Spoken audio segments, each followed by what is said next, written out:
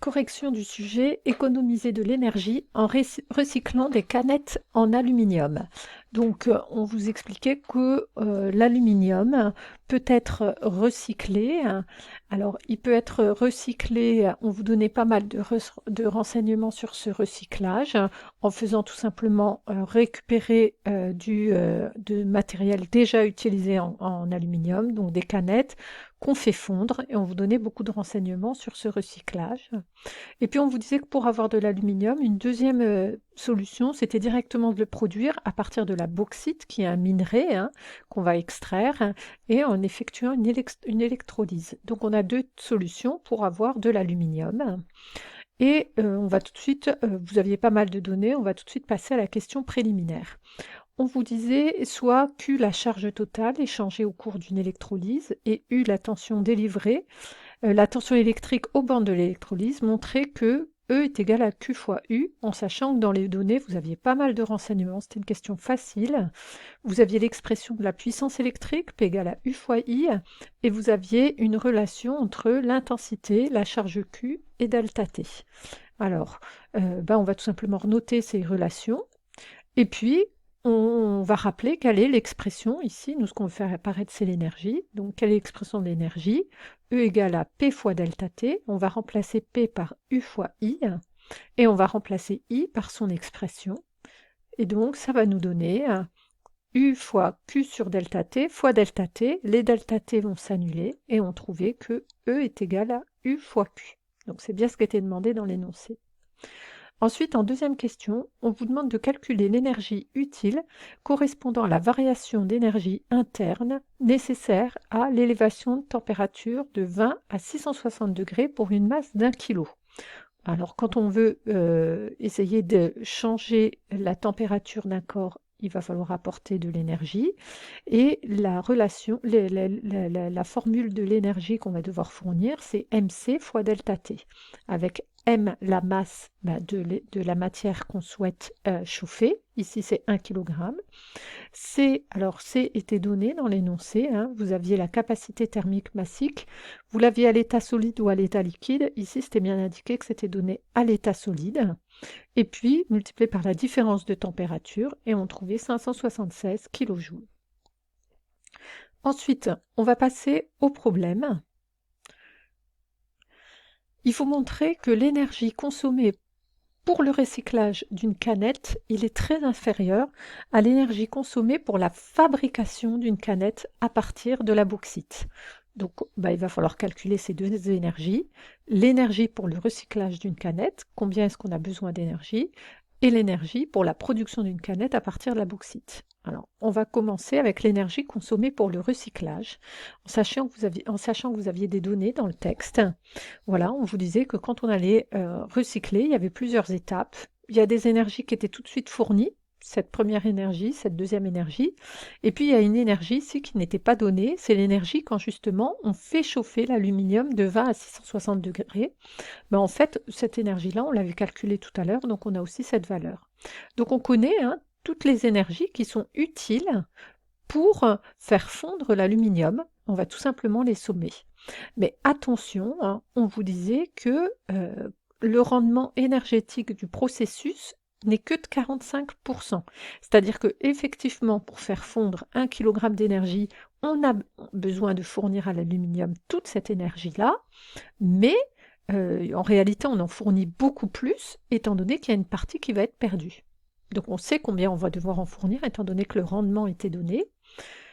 Donc, en réalité, on fournit plus d'énergie, une partie est perdue.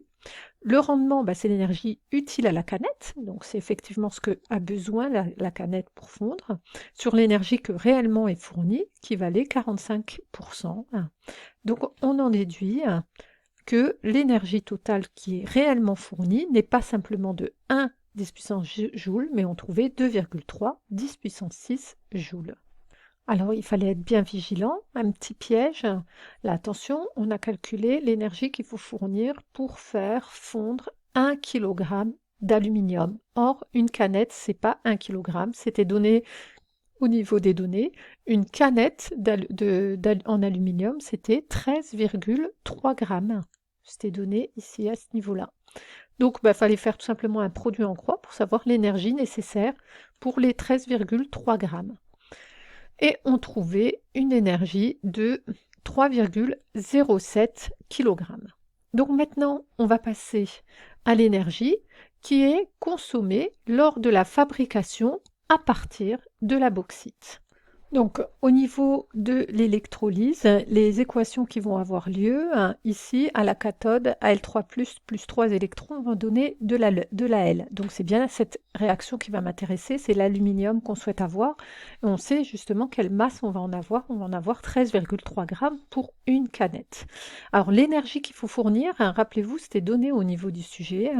On vous disait que l'énergie, on l'avait retrouvée justement à la première question, d'une électrolyse, c'est Q fois U.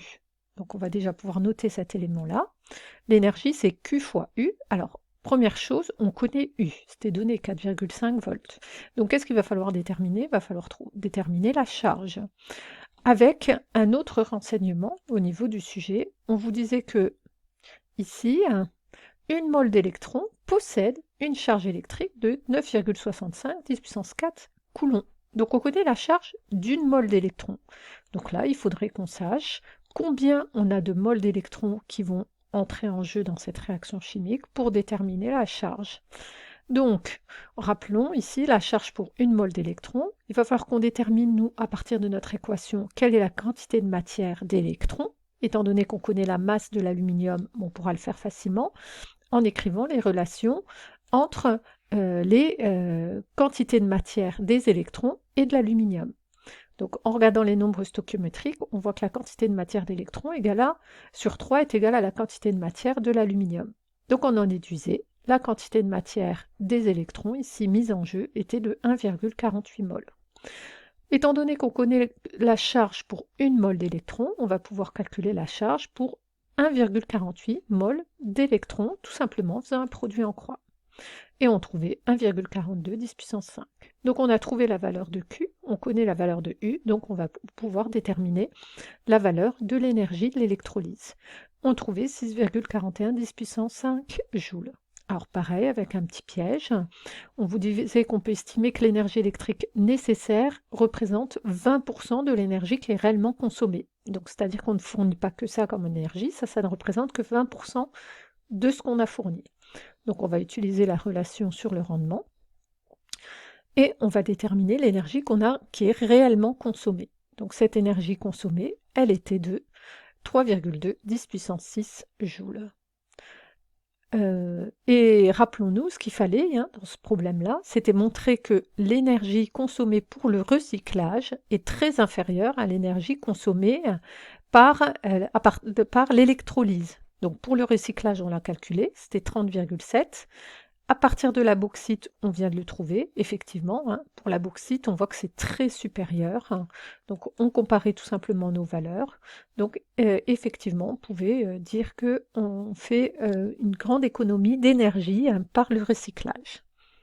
Il fallait pour finir commenter l'information selon laquelle recycler une canette plutôt que de la fabriquer à partir de la bauxite permettait d'économiser l'énergie nécessaire au fonctionnement d'une télévision pendant 3 heures. Alors justement, on avait des renseignements sur des téléviseurs avec leur puissance. Donc on est capable de savoir combien ça représente en énergie sur 3 heures. Étant donné qu'on a la puissance, on a la durée, on pourra déterminer l'énergie.